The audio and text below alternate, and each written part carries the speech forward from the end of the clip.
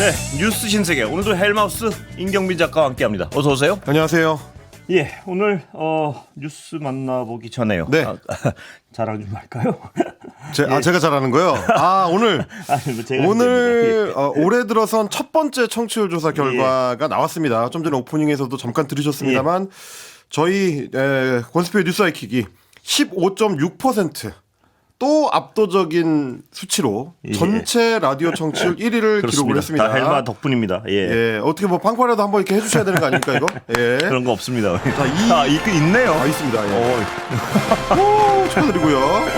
있습니다. 현행 청취율 조사를 실시한 이래로 예. 역대 최고 수치를 저희가 이번에 기록을 했습니다. 예. 청취자분들께 감사의 마음을 담아서 오늘도 좀 다양한 선물을 드리려고 준비를 했는데요. 예. 방송 중에 좋은 의견 보내주신 분들을 총 45분을 뽑습니다. 오늘은 굉장히 좀 많은 분들을 추려서요. 45분한테 잡곡 세트와 닭고기 선물 세트를 보내드리려고 준비를 했습니다.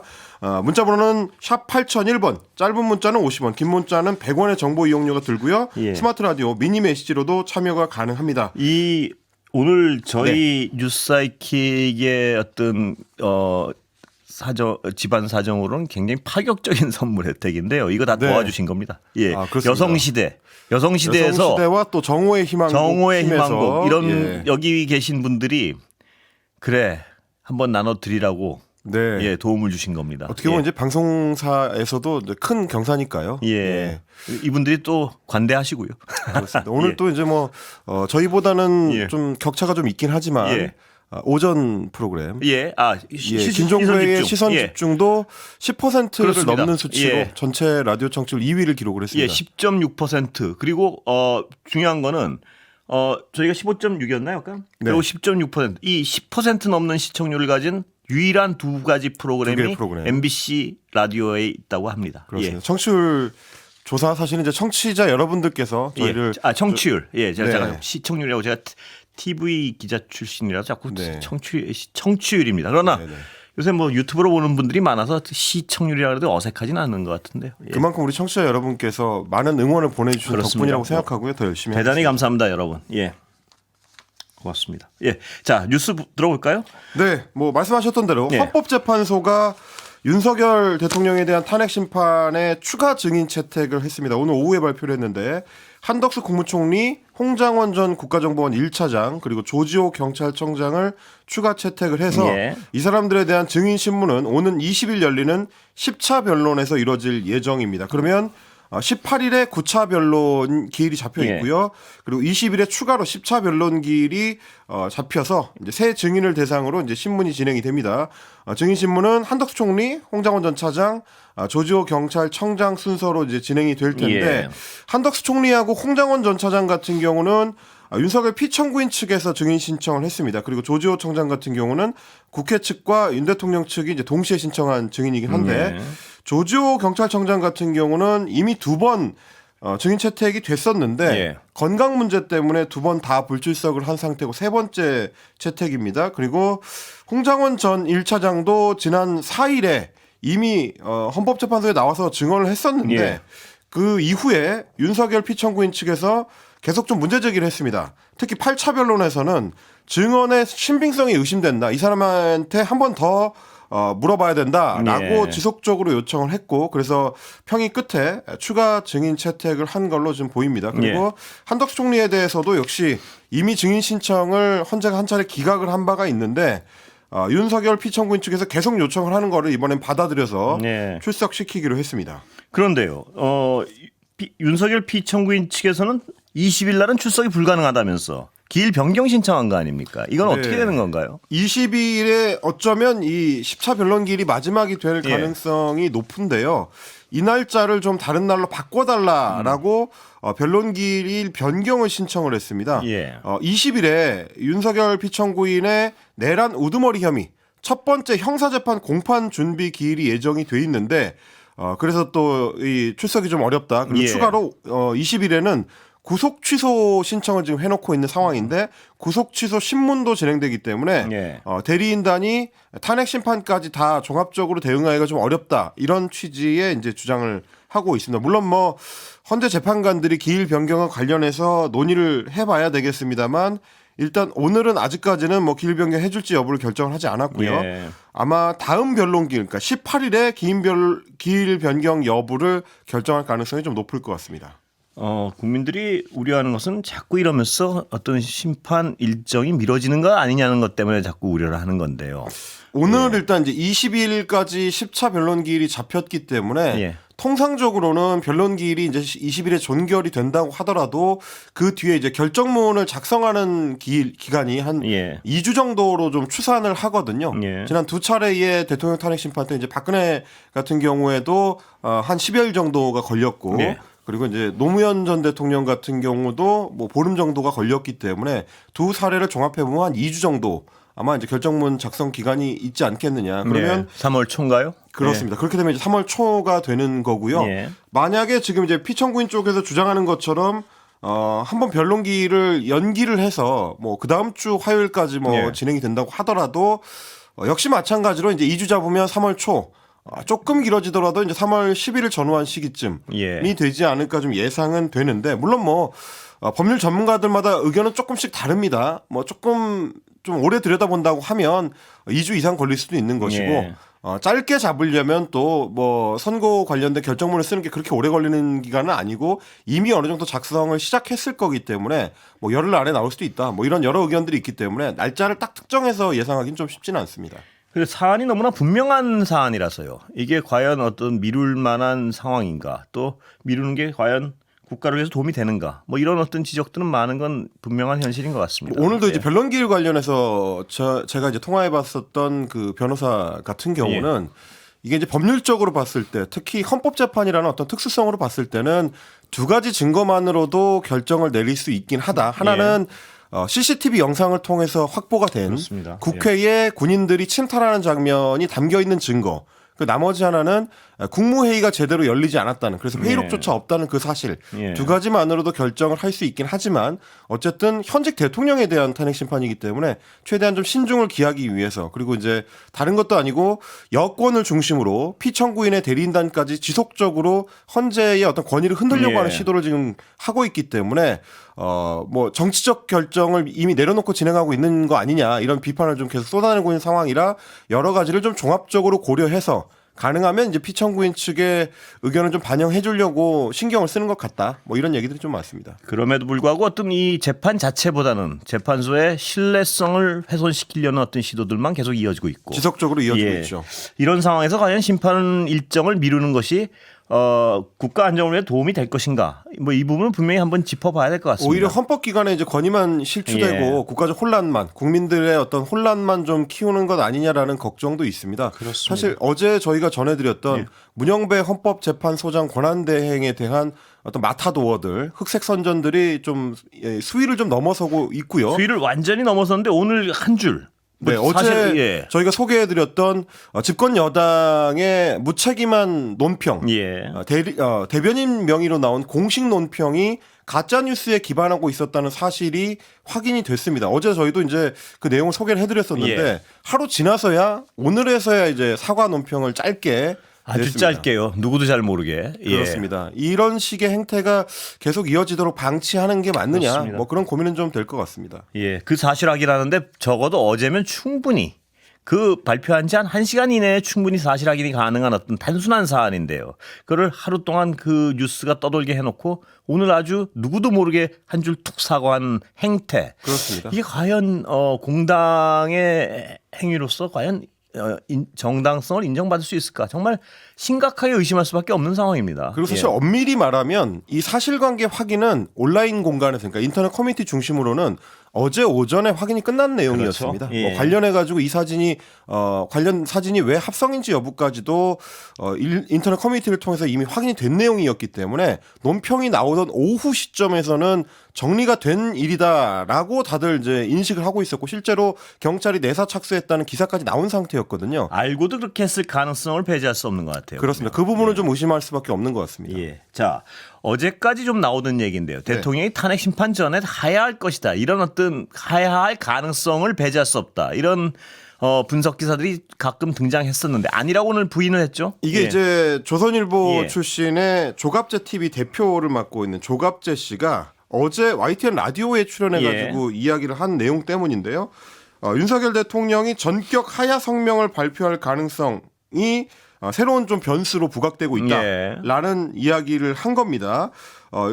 조갑재 대표가 이 하야를 예상하는 이유가 헌법재판소에서 만약에 8대 0으로 파면 결정이 나올 거면 그래서 이제 사실상 그게 확정이 되는 분위기가 된다면 기왕에 이렇게 된 거 윤 대통령의 지지율이 높을 때 이때 하야를 결단하면 그 동정 여론이 국민의힘뿐만 아니라 반 이재명 쪽에 있는 사람들한테 매우 유리한 여론으로 이제 이어질 수가 있다. 그래서 하야라는 조치는 상당히 좀 실리적인 면이 있다. 어차피 파면될 게 확실하다면 그나마 인기가 있을 때, 다소 아쉬움이 있을 때 선언을 해야 극적인 효과를 발휘할 수 있지 않겠냐. 이런 식의 이제 논평을 내놓은 건데 이걸 두고 오늘 윤석열 피청구인의 대리인인 차기환 변호사가 페이스북에 글을 올렸습니다.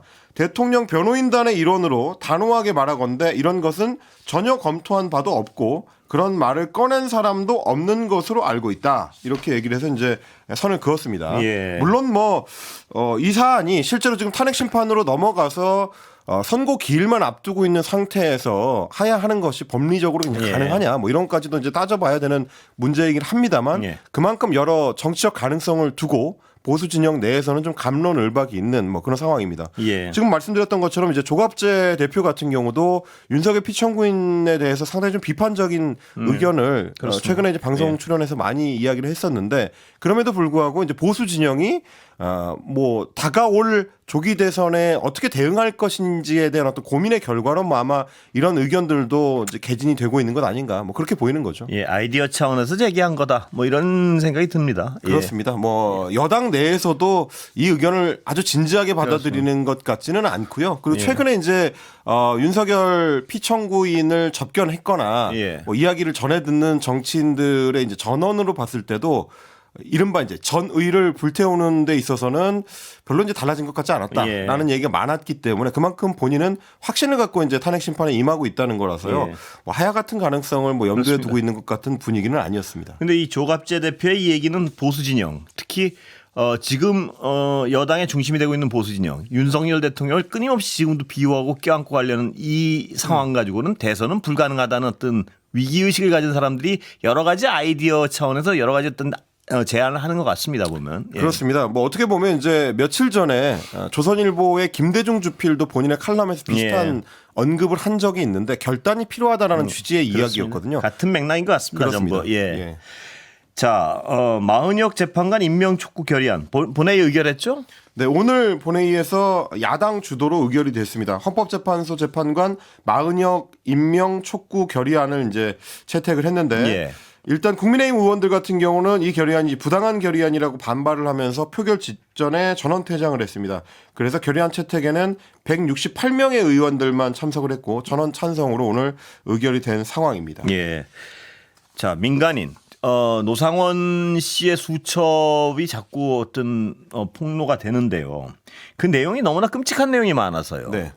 어제 MBC 뉴스데스크에서도 내용이 일부 이제 소개가 됐습니다만 오늘 아침까지도 여러 단독 보도를 통해서 노상원 전 국군 정보사령관의 수첩에 적혀 있는 이른바 노상원 수첩에 적혀 있는 새로운 내용들이 좀 추가적으로 보도가 됐습니다. 이 보도가 중요한 이유는 기존에 이미 이제 재판에 넘겨진 노상원 전 사령관의 공소장 안에는 반영이 안 되어 있는 내용, 그러니까 기존에 전해지지 않았던 새로운 내용이기 때문인데요. 뭐 물론 이게 혐의점이 얼마나 있는지 수사의 대상이 될 수 있는 내용이지 혹은 단순히 한 개인의 망상에 불과한지 이런 것들은 따져봐야 되겠습니다만 내용이 상당히 좀 충격적이기 때문에 이제 보도해서 저희가 소개해드릴 가치가 있는 것 같습니다. 일단 이 수첩에는 기존에 소개가 됐었던 그 단어 수거라는 단어가 굉장히 자주 나오고 많이 언급이 되는데 직접적으로 수거의 대상으로 이제 지명하는 사람들이 숫자로 따지면 한 500여 명 정도가 되더라. 그래서 500여 명에 대한 수집이라는 단어가 또 이제 사용이 됩니다. 그리고 수거 대상 처리 방안이라든지 사살 같은 이런 끔찍한 문구들이 구체적으로 좀 언급이 돼 있었고요. 그리고 D-1 혹은 뭐 D 같은 그러니까 이제 이른바 이제 우리가 이야기할 때 D-Day라고 하면 뭔가 특수한 군사작전을 일으키는 그 해당 날짜를 D-Day라고 하고 예. D-Day로부터 하루 전을 뭐 D-1 뭐 이렇게 표기를 하는데 그런 식의 날짜 표기들이 이제 적혀 있는 걸로 봐서는 비상계엄의 계획을 미리부터 좀 구체적으로 세우고 있었던 것 같다. 예. 이런 정황을 좀 짚어볼 수 있고요. 그리고 담화라든지 전 국민이라든지 선별 혹은 출국 금지 조치 뭐 예. 이런 표현들도 기재가 돼 있었습니다. 어제 MBC 뉴스데스크에서도 보도를 했었는데 예. 전 국민을 대상으로 한 출국 금지 이런 것들도 이 수첩에 적혀 있는 걸로 봐서는 여러 가지를 이 내란 세력들이 이제 검토했던 것 아니냐 예. 이렇게 좀 추정해 볼 수 있고요. 제가 좀 개인적으로 충격적이었던 거는 법률적인 부분을 넘어서서 예. 정치적으로도 상당히 좀 긴 시간을 두고 이제 연구를 한 것 같은 내용, 예. 특히 계엄 이후의 정치적 상황에 대한 언급들이 구체적으로 들어있었습니다. 예를 들면 헌법을 개정해서 윤석열 대통령의 3선 집권까지도 꿈꾼 것 아니냐라는 네. 어떤 후속 조치에 대한 언급이었는데 헌법, 법 개정 뭐 이런 그 메모들이 있고요. 거기에 덧붙여서 3선 집권 구상 방안, 예. 후계자는 물음표 이런 식으로 뭔가 이제 단순히 계엄만을 하고 끝나는 게 아니라 그 뒤에 정치적 어떤 정변의 가능성까지도 연구를 하고 고민한 흔적들이 좀 보인다. 그래서 윤석열 대통령의 3선 집권을 밀어붙이려고 헌법 개정까지 구상했던 것 아니냐 이런 의심을 좀 해볼 수가 있는 그런 3선 내용도 있었습니다. 집권 이후에도 영구 집권을 위한 후계자까지 고민하는. 그렇습니다. 후계자라는 얘기는 사실상 이제 뭐 남아메리카나 예. 아프리카 같은 이른바 이제 정치적 후진국에서만 일어나는 일인 걸로 우리가 떠올리는 뭐 아주 가깝게는 북한의 사례 예. 이런 것을 떠올릴 수가 있는 건데 비상계엄을 통해서 정권을 장악한 뒤에 여러 가지를 염두에 두고 정치적 가능성을 좀 타진했던 것 아니냐 이렇게 좀 의심해 볼 만한 대목인 거죠. 종합적으로 보면 나라를 거의 한 50년을 딱 뒤로 돌리려는 그런 의도가 분명히 보이는 것 같아요. 그렇습니다. 예. 이런 어떤 구상을 실현시키기 위한 구체적인 방법론 중에서 언론과 정치인들, 뭐 노동조합 이런 것들을 대상으로 한 수거 조치가 적혀 있었습니다. 예를 들면 여의도 30에서 50명 수거. 그러니까 여기서 지칭하는 여의도는 아마 여의도 정치권을 얘기하는 것입니다. 예. 정치인들을 대상으로 30명에서 50명 정도를 수거해서 어떻게 처리한다. 이런 내용이고요. 언론적 100에서 200명 이렇게 돼 있고. 섬찟하군요. 그렇습니다. 예. 민노총, 그러니까 민주노총을 언급하고 전교조도 있고요. 민변, 민주사회를 위한 변호사 모임도 있었고 어용 판사라고 적혀 있었는데 이런 식의 1차 수집 대상만 500여 명이 들어 있었습니다. 예. 그리고 이제 여라고 이제 표시된 부분인데 아마 여인영 방첩사령관을 가리키는 걸로 보입니다. 여 같은 경우는 행사 인원 이런 작전 사항을 이제 암호로 얘기할 때 이제 행사라고 하는데 이 행사 인원을 지정하는 역할 그리고 수거 명부를 작성하는 역할을 여인영한테 주는 걸로 돼 있는데 실제로 여인영 전 방첩사령관 같은 경우는 계엄 당시에 체포 명단을 작성하고 이걸 홍장원 전 국정원 1차장한테 예. 또는 조지호 전 경찰청장한테 불러줬던 사실이 이미 확인된 바가 있기 때문에 예. 이 노상원 노트가 단순히 개인적인 공상만은 아닐 수도 있다. 예. 구체적인 실행 계획을 여러 가지 방안으로 연구했을 가능성이 있다. 이제 이런 것들도 같이 봐야 되는 겁니다. 그리고 이 사람이 쓰는 용어들을 보면요. 사람은 사람으로 대하지 않는 건 분명해 보여요. 수거, 수집, 뭐 또 주먹을 동원해서 무슨 좌파 간부를 뭐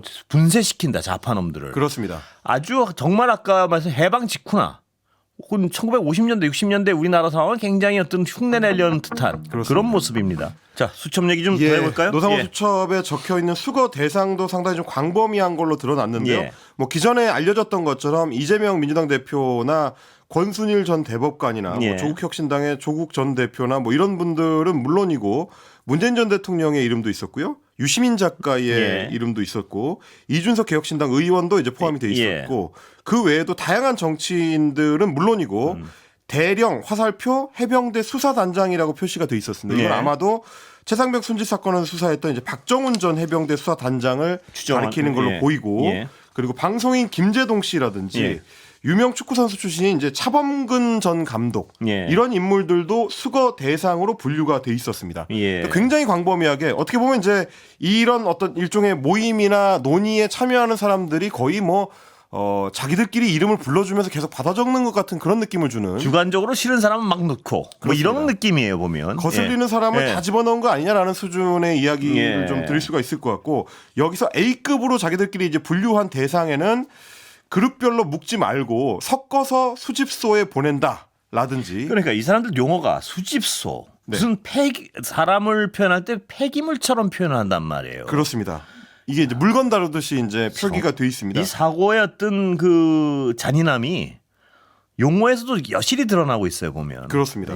예를 들면 그리고 이제 특히 좌파 판사, 좌파 검사, 좌파 방송사의 주요 간부 이런 사람들에 대해서는 김두한 시대의 주먹들을 이용해서 좌파 놈들을 분쇄시키는 방안이라고 적혀 있습니다. 그러니까 일종의 이제 정치 깡패들을 동원하는 방식으로 언론사라든지 이제 법조인들에 대해서 어떤 해코지를 한다라는 식의 이제 표기도 되어 있습니다. 섬찟하군요. 그것뿐만 아니라 뭐 막사내 그러니까 이제 이런 사람들을 수거하고 수집한 뒤에 그 막사에 가둬놓고 막사 내에 잠자리에 폭발물을 사용한다라든지 확인 사살 필요라든지 이게 폭사시키겠다는 얘기 아니에요? 그러니까. 그렇습니다. 그리고 나서 확인 사살이라는 용어도 적혀 있고요.